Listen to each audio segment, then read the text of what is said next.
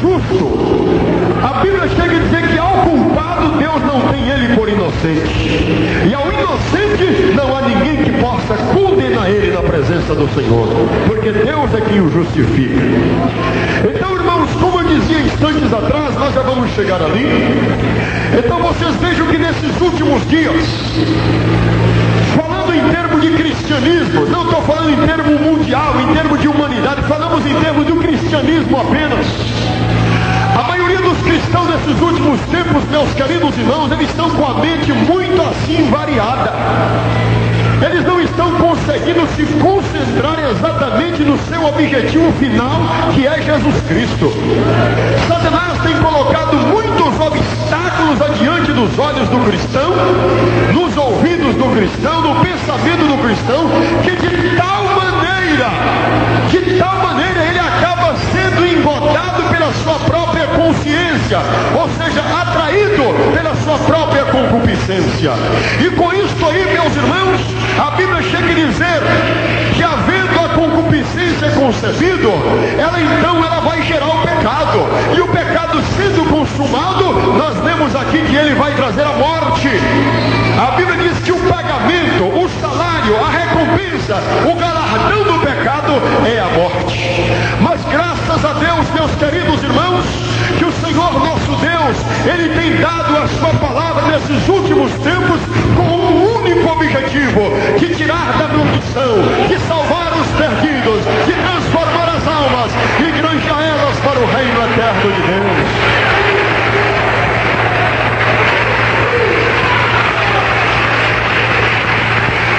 Uma pessoa, meus queridos irmãos, ele não pensa que qualquer pecado que ele venha cometer, isso possa tornar-se uma gravidade muito séria para ele diante de Deus.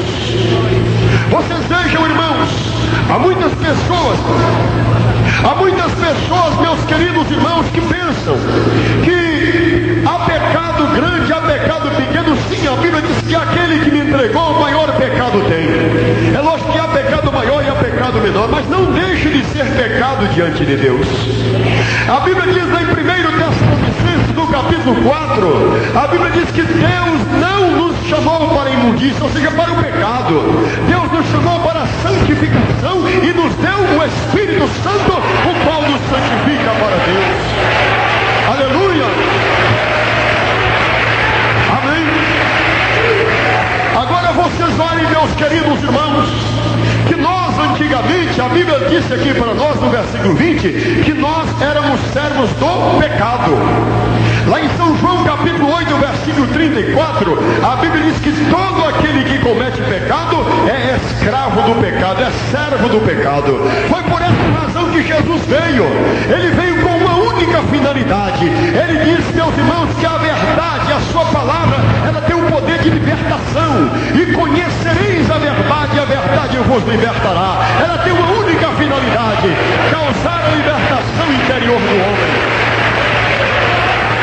Amém? Talvez você possa me dizer, mas irmão, eu não estou preso no pecado. Irmãos, a liberdade ela vem de dentro para fora e não de fora para dentro. Quando o homem ouve a palavra do Senhor, ela começa a fazer uma transformação do seu interior. Lá em Romanos capítulo 8, no versículo 2, a Bíblia diz: não vos conformeis com este mundo, mas transformai-vos pela renovação do vosso entendimento, para que experimenteis qual seja a boa, perfeita e agradável vontade de Deus na sua vida. Esta é a realidade e o desejo de Deus. Aleluia! Agora alguém pode dizer, irmão, mas por que há tantos crentes que não conseguem vencer e desviam do Evangelho? É muito simples, meus irmãos. Lá em Hebreus no capítulo 12, a Bíblia diz bem claro: correi com paciência a carreira que vos está proposta, olhando para Cristo Jesus, autor e consumador da fé. Mas existem muitas pessoas que olham para o irmão, olham para a irmã, olham para fulano, olham para Beltrano. Não, irmãos, não é assim. Se eu olhar para você, eu vou enxergar defeito na sua vida. Se eu olhar para você, eu vou enxergar falha na sua vida. Mas quando eu olho para Cristo, irmão, as coisas são diferentes para mim. Quando eu olho para Jesus, há uma diferença muito grande. Aleluia!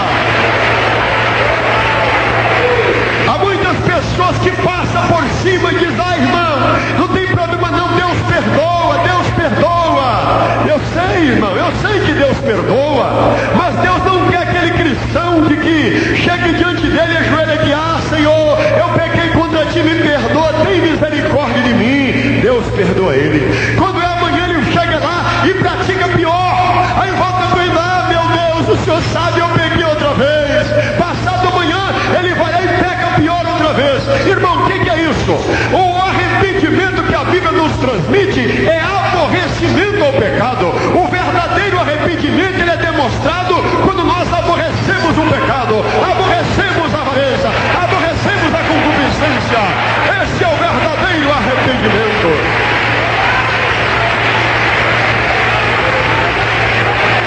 Você sabe que o homem pode alcançar a salvação na última hora, no último instante da sua vida. Mas eu não digo com isso que você deve esperar esse momento chegar. Porque você sabe que a morte, meus irmãos, ela não manda recado para você. Ela não vai mandar uma cartinha, um telegrama dizendo para você: olha, dia tal, assim, tantas horas, tantos minutos, eu vou te buscar. Ela não vai mandar um fax para você dizendo a hora que ela virá te buscar. Você deve ter consciência pela palavra que diz: o salário do pecado é a morte, a recompensa de Deus é a vida eterna por Cristo Jesus. Isso quer dizer que Deus colocou diante de você uma decisão. Lá em Deuteronômio 30:19, Deus diz claramente: escolhe, pois, a vida, para que viva tu e a tua família depois de ti. É o conselho e a decisão do Senhor. Glória a Deus. Nesta circunstância, vocês vejam bem, nós meditamos no Salmo 23 e falamos: a felicidade do homem que tem o Senhor como seu pastor. O título da leitura do Salmo 23, a felicidade de termos o Senhor como nosso pastor. Agora imaginem vocês quantas pessoas que não têm Ele como pastor. Quantas pessoas que clamam por Aparecida, que clamam por Guadalupe, que clamam por Fátima, clamam por João, clamam por Pedro e não clamam por Jesus. E eu encontrei na Bíblia dizendo que tudo quanto pedirdes em meu nome, ó Pai, eu farei para que o Pai seja glorificado no Filho. Amém, irmãos? Então é claro, se eu perguntar aqui quem gostaria de ser condenado e lançado no inferno, você vai dizer: cruz, credo, então Deus me livre, o sangue de Jesus tem poder. Esta é a palavra que muitos vão dizer. Mas então por que o homem não recebe o conselho de Deus e o acata, e o aceita, e o teme? Por que, meus irmãos? Porque exatamente está aí no mundo o amor às coisas pecaminosas. Lá em 1 João capítulo 2, a partir do versículo 13, a Bíblia diz: não ameis o mundo nem o que no mundo há. Se alguém ama o mundo, o amor do Pai não está nele. Porque tudo o que há no mundo, a concupiscência da carne, a soberba da vida, não é do Pai, mas do mundo. E o mundo passa, e a sua concupiscência, mas aquele que faz a vontade de Deus, este permanece para sempre.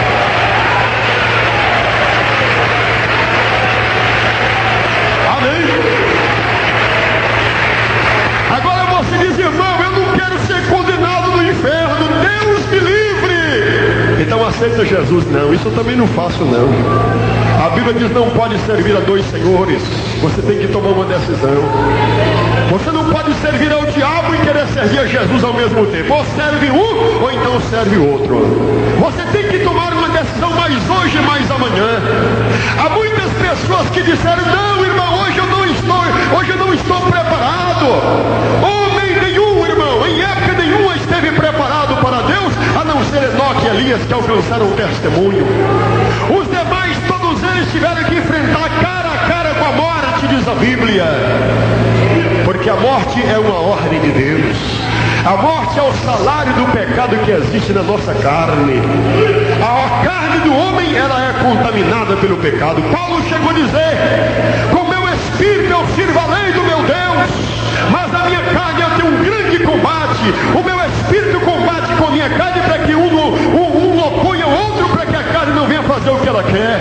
É justamente a resistência interior. Quando o Espírito do Senhor está na vida do homem, ele vai caminhando pela rua da cidade, ele enxerga o pecado, ele desvia os seus olhos para cá, porque tem na sua vida a unção do Espírito de Deus.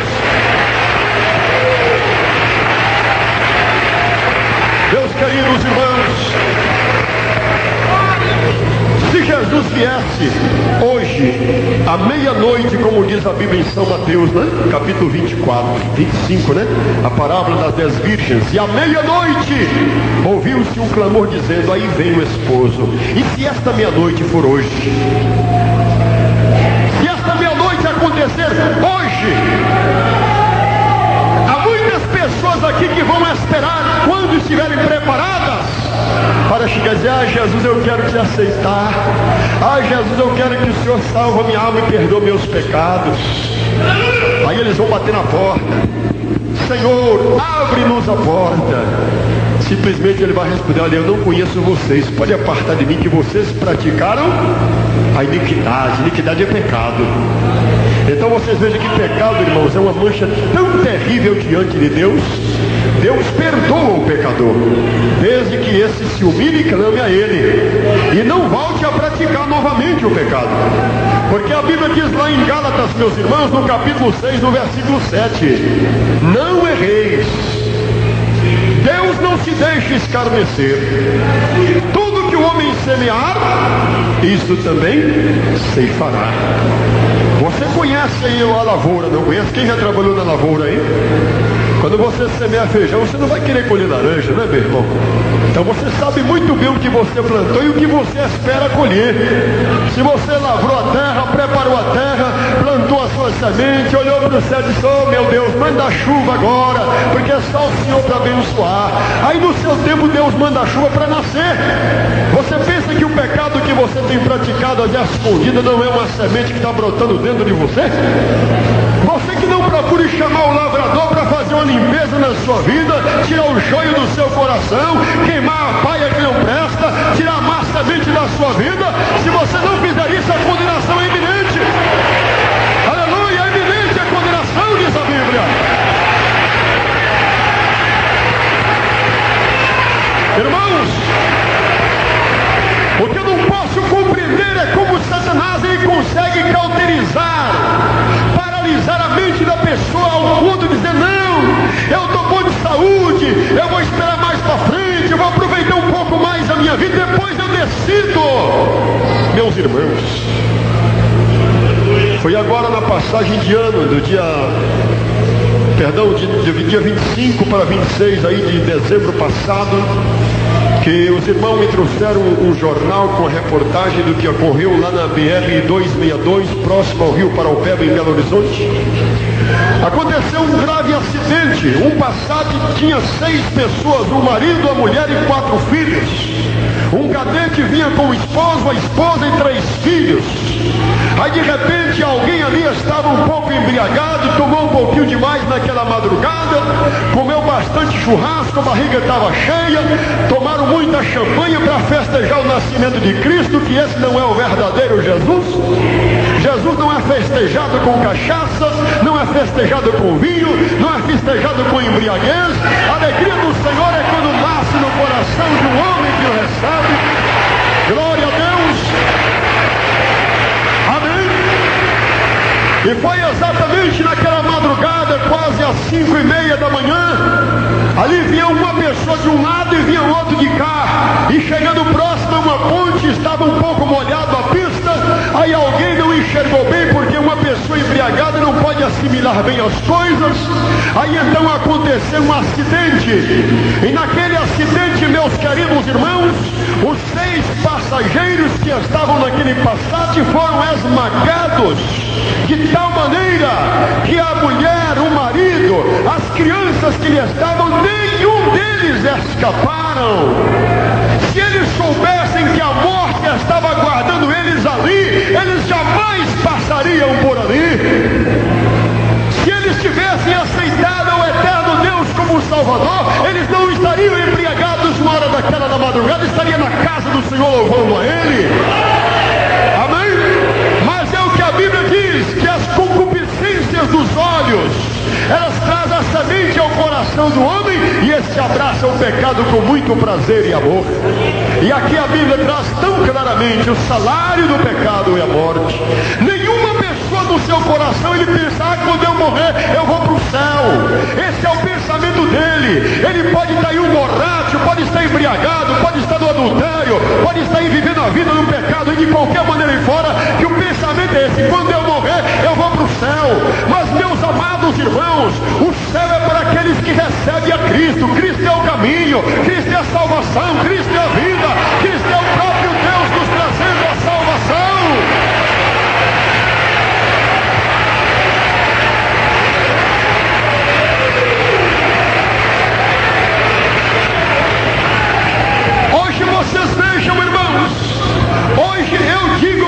vezes é bem verdade que há lugares que se convertem muitas almas, mas a porta da graça está fechando, irmão.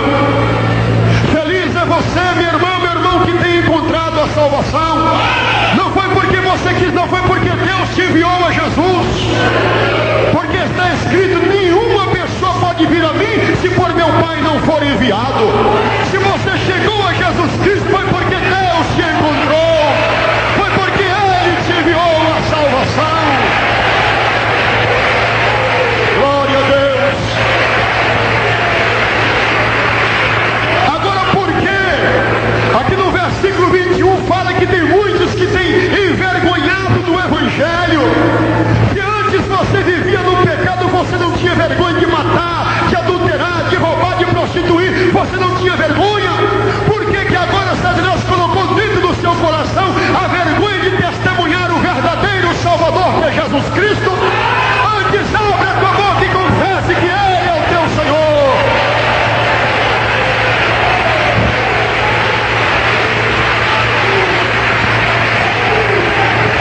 Oh, irmãos, voltamos àquela pergunta: e se Ele viesse hoje à meia-noite?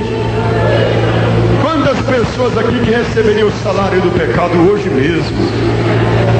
Ah, irmãos, Deus sabe, é lógico que Ele sabe, você também sabe. Lá em 1 Coríntios capítulo 2, versículo 9, a Bíblia diz que ninguém sabe as coisas do homem, senão o Espírito do homem que nele habita. E assim ninguém conhece as coisas de Deus, senão o Espírito de Deus.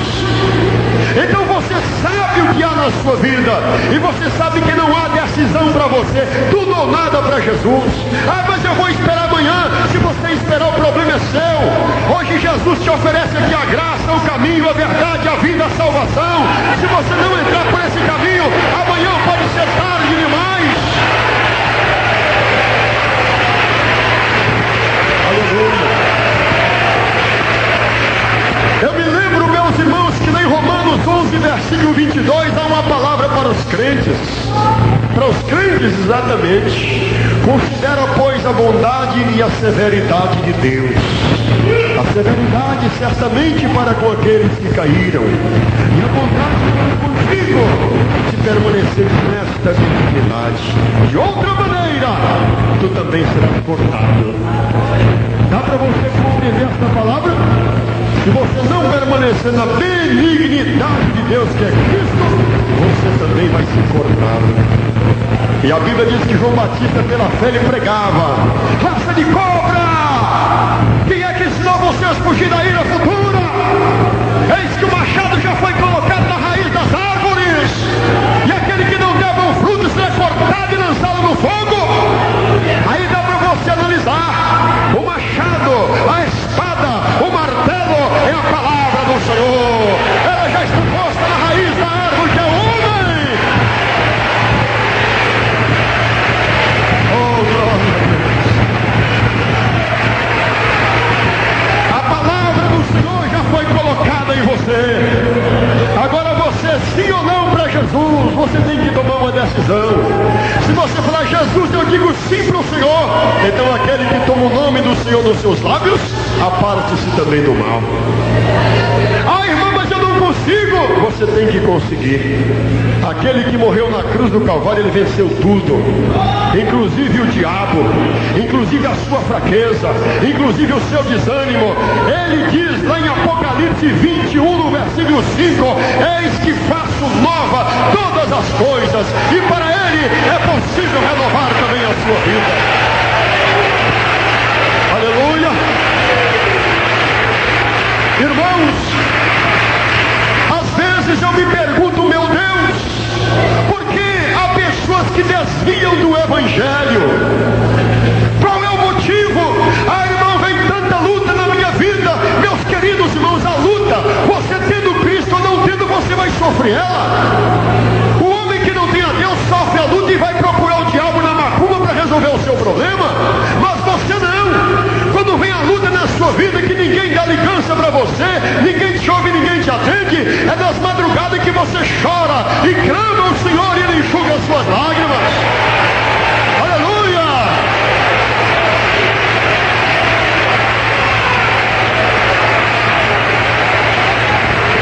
Olha, irmãos, eu confesso a vocês que eu ando muito preocupado, não comigo, mas por onde eu tenho passado a pregar o Evangelho, eu tenho notado que Deus tem dado palavra de advertência.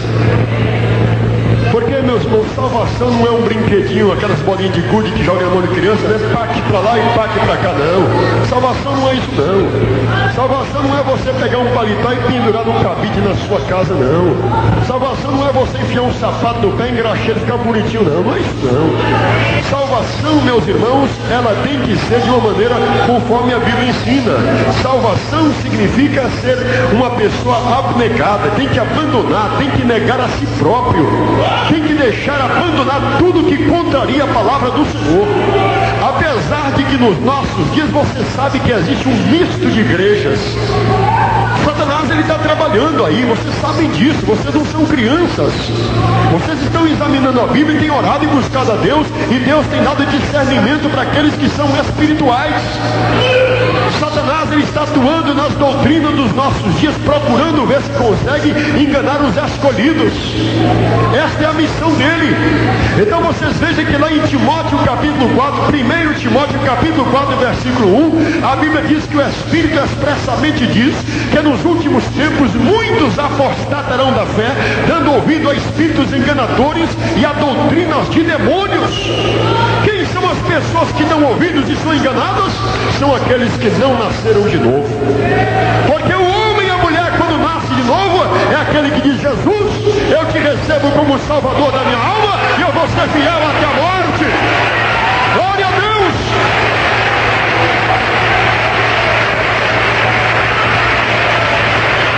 Amém?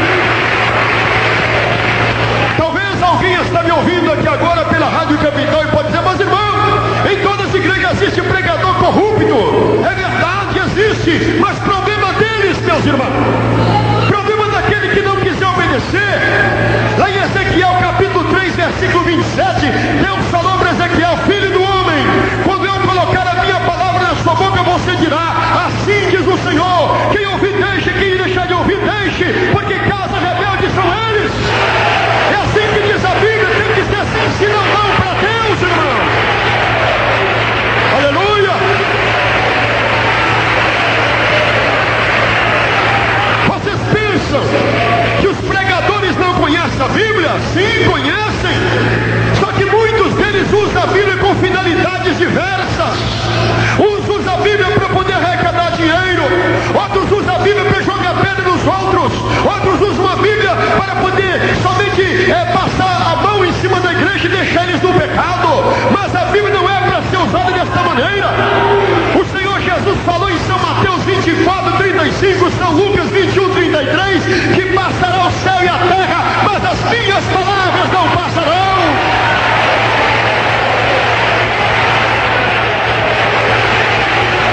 Amém?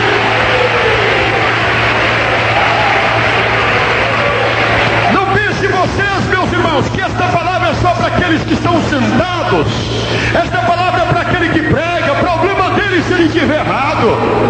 Problema dele se ele estiver errado. A Bíblia chega a dizer: não quereis ser mestres, porque receberão mais duro juízo. Ai daqueles que dizem: assim diz o Senhor, sendo que Deus não falou. Sabe que Satanás, irmão, ele trabalha nesses últimos dias. Ele tem dado um salário que está entampando e cortando os olhos dos cristãos.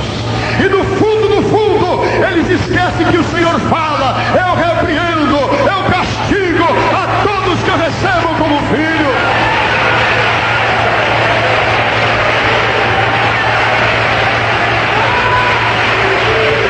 Amém? É bem verdade que muitas vezes o homem critica: esse pregador é muito chato. Ele diz que não pode ir à praia, que mulher não pode vestir calça comprida, não pode andar com roupa decotada, com roupa transparente. Não é o pregador, não é a Bíblia que diz que o teu corpo é templo e morada do Senhor. Não é o homem que fala, não. Você pensa que esse corpo é teu e você pode meter um cigarro nele, tocar bebida nele, adulterar com ele, fazer o que você quiser? Esse corpo não é teu. Se fosse teu, você podia crescer seu cabelo, podia fazer ficar branco ou preto, podia aumentar a sua estatura, mas você não tem domínio nele. Ele não é teu, diz a Bíblia. Amém?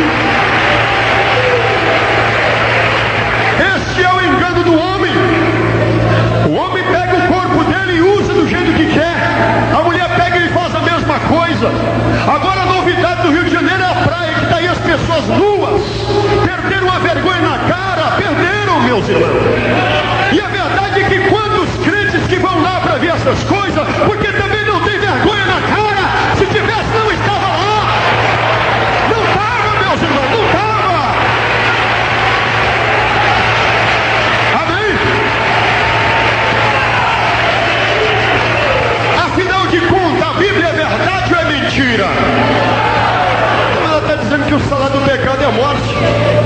Lá em Apocalipse 2:29, a Bíblia diz: quem tem ouvidos ouça o que o Espírito diz à igreja. Só que ouvir e escutar há uma diferença. Quantos crentes que chegam na igreja conversam o tempo todo, conversa o tempo todo. Esse aí não está ouvindo, está escutando um barulho na igreja de glória a Deus e palmas.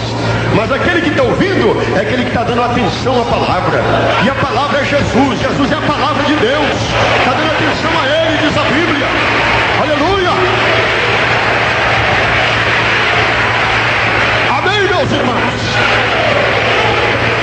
Irmãos, a palavra do Senhor te coloca hoje no caminho da decisão. Você deve escolher. Você quer o salvação eterna. Eis que coloco diante de ti esta decisão, diz a Bíblia em Deuteronômio 30:19. Os céus e a terra tomo hoje por testemunho contra vós, que te tenho proposto a bênção e a maldição, a vida e a morte. O que você vai escolher? A morte, ela está do lado de Satanás, porque a força dela é o pecado. 1 Coríntios 15, a partir do versículo 50. Que a força da morte é o pecado, o arguilhão da morte é o pecado. Mas do outro lado está Jesus Cristo, aquele crucificado, aquele humilhado, aquele maltratado, aquele crucificado, aquele que foi coroado de espinho, aquele que não tinha nenhuma beleza, aquele que não tinha formosura. Do outro lado está ele na cruz. Ele diz: Pai, perdoa-os porque não sabem o que fazem. Está ele te oferecendo perdão. Oh, glória a Deus.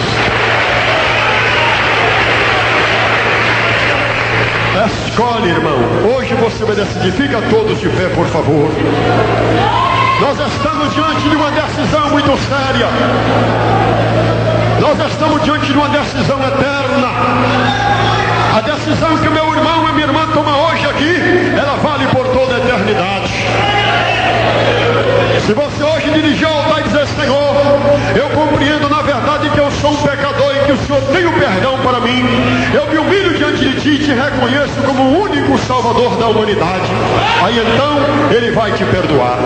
Agora, caso você endurece seu coração e diz: não, hoje eu não estou preparado, hoje eu não vou, outro dia quem sabe, é problema teu. Você já conhece o que deve fazer. Irmãos, se Jesus viesse hoje à meia-noite, se Jesus viesse hoje à meia-noite, quantos cristãos que estão metidos nos motéis aí agora, que tem o nome de crente, quantas crentes que estão aí atrás dos motéis aí, que tem nome de crente, tomando em vão o nome do Senhor na sua boca. Você sabe disso.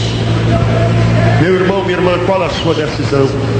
Você que não é crente ainda, decida-te, vem aqui e se humilhar diante de Deus.